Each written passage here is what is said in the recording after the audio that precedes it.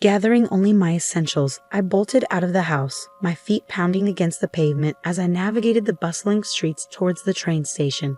Breathless, I raced up the station stairs and onto the platform, anxiously awaiting the train bound for my hometown. As I stood there, attempting to quell my rising anxiety, I scanned the area nervously, half expecting someone to be tailing me, though I couldn't fathom the reason for my sudden flight. The decision to abandon the honeymoon I had eagerly anticipated bewildered me, replaced by this frantic escape. I found myself fleeing from the town, spurred on by the cryptic urging of my husband. My name is Megan, an office worker who recently turned 30. Despite feeling perpetually like an outsider, I unexpectedly found myself in a mentoring role, leading a hectic life. My fiancé, Bob, is my coworker, 3 years my junior, but exuding an air of maturity and reliability that often confuses others about our ages. He effortlessly balances household chores and garners respect from both superiors and subordinates. Bob seems like the epitome of an ideal partner, except for one troubling aspect. During a visit to my in-laws' home, we were greeted by 2 women in the living room, their smiles reserved solely for Bob. My discomfort grew as they fawned over him, treating him like a cherished son. Catherine, a childhood friend of Bob's and neighbor to my in-laws, was particularly enthusiastic, bordering on possessive. Despite Bob's apparent disinterest in Catherine's advances, my unease persisted. Her persistence and lack of fidelity, evident in her history of pursuing men and relationships, left me unsettled. Though relieved that Bob didn't reciprocate Catherine's advances, my mother-in-law's alliance with her only intensified my sense of alienation. It seemed she was determined to oust me from Bob's life, using her closeness to Catherine as a weapon against me. I stand taller than her son, investing endless effort into my work, yet she seems oblivious to Catherine's true nature. She perceives Catherine, with her poised demeanor and initial facade of obedience, as a manageable and praiseworthy addition to the family. But due to those 2 women, our wedding unfolds into a nightmare scenario a month later. Astonishingly, Catherine, uninvited, graces the reception wearing a pure white dress, a privilege reserved solely for the bride. Though not as extravagant as a bridal gown, its color remains unchanged, and she becomes the focal point of attention in numerous ways. What's even more unsettling is her audacity to claim a seat at the family table beside my mother-in-law. Throughout the slideshow and our friends' speeches, her presence irks me as she engages in casual conversation with my mother-in-law. When they approach our table, my husband confronts them, struggling to contain his frustration. "Catherine, you weren't invited, and you're wearing a white dress, seated at the family table. What on earth are you thinking? Mom, why are you allowing this? It's my childhood friend's wedding. I couldn't miss it, and white suits my complexion best." Catherine retorts, while my mother-in-law enthusiastically endorses her choice, claiming she requested the seat due to an oversight in arrangements. Helpless against his mounting anger, my husband looks to his father, who wears a pained expression, evidently overshadowed by his wife's domineering nature. Despite our year-long anticipation for this day, frustration threatens to overwhelm me. Yet I refuse to give them the satisfaction of seeing my tears. With a forced smile, I lift my gaze to Catherine, determined not to let her disrupt our special day. I observed a slight twitch at the corners of Catherine's eyes as I addressed her. "How considerate of you to join the celebration, even without an invitation, Catherine. You truly are a thoughtful friend, aren't you?" Her response was a grimace, countered by my remark about sharing her meal. My mother-in-law, sensing the opportunity to change outfits, swiftly interjected, "Oh dear, it's almost time for me to change. Please step back. I'm terribly busy after all. I am the main event." With practiced calmness, the attendant by my side gracefully urged others to make way for the newlyweds, ensuring the smooth flow of the reception. Catherine shot me a momentary glare with eyes that seemed almost demonic, before masking her expression with a saccharine smile and departing. I refused to be a damsel in distress, thanks in part to the excellent service of the attendant and the rest of the staff. Despite my exhaustion, the reception proceeded smoothly, with genuine blessings from everyone except those 2. Following our wedding, my husband and I decided not to immediately move in together, anticipating job transfers at the end of the fiscal year. We planned to meet for our honeymoon in Italy, departing from our respective homes to enjoy a romantic rendezvous. My excitement for our Italian getaway, my first overseas trip, was palpable. However, on the day of our honeymoon, as I nervously checked and rechecked my suitcase, my husband's frantic call shattered my anticipation.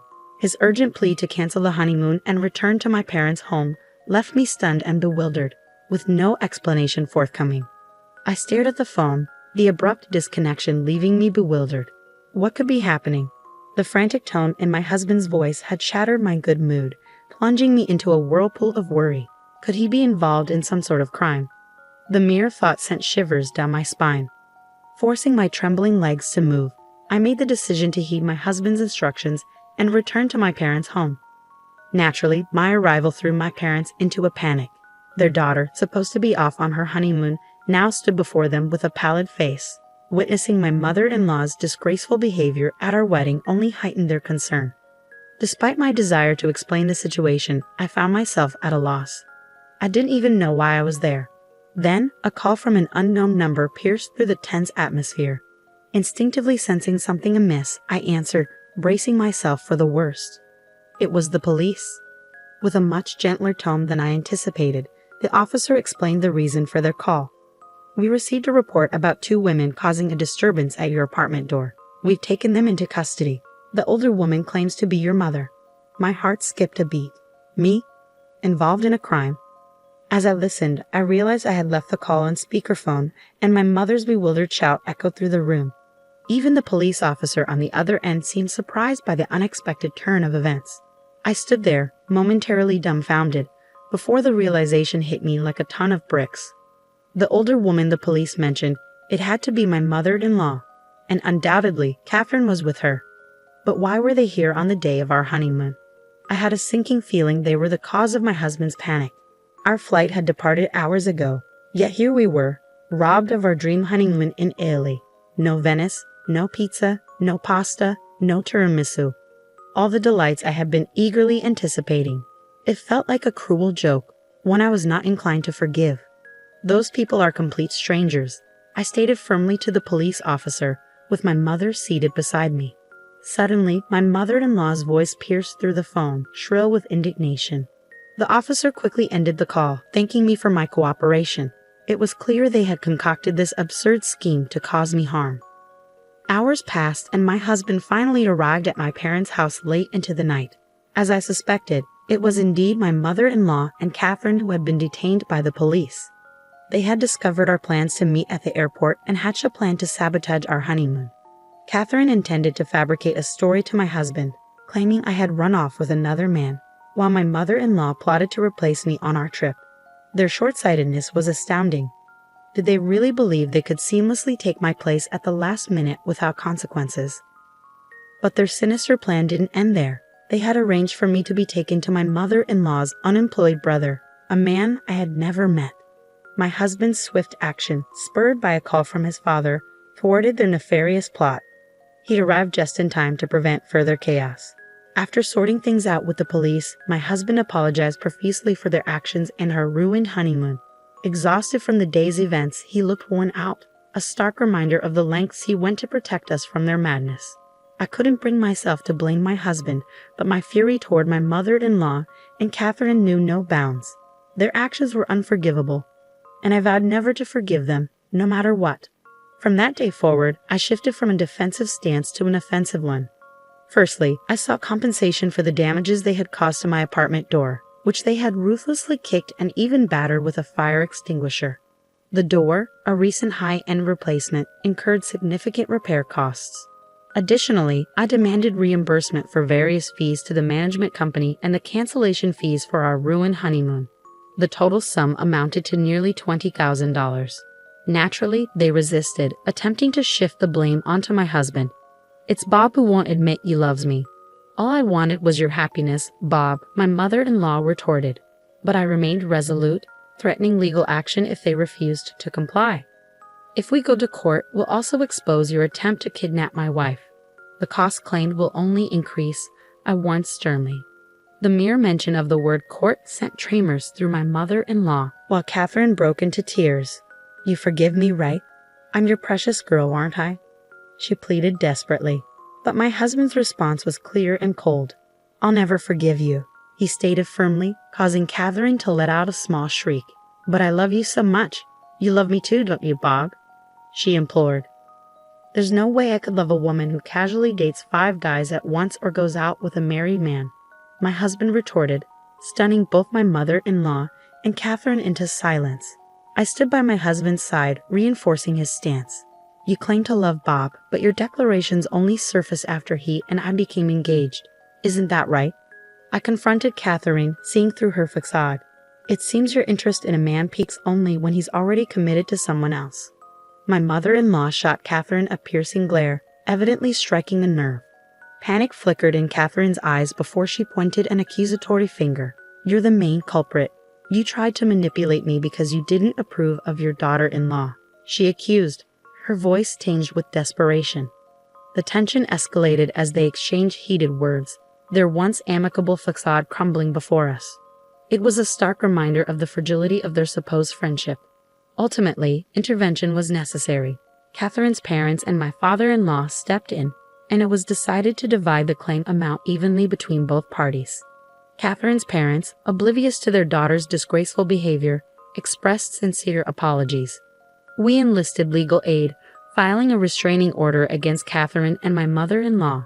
Despite my mother-in-law's tearful refusal, their malicious intentions couldn't be overlooked.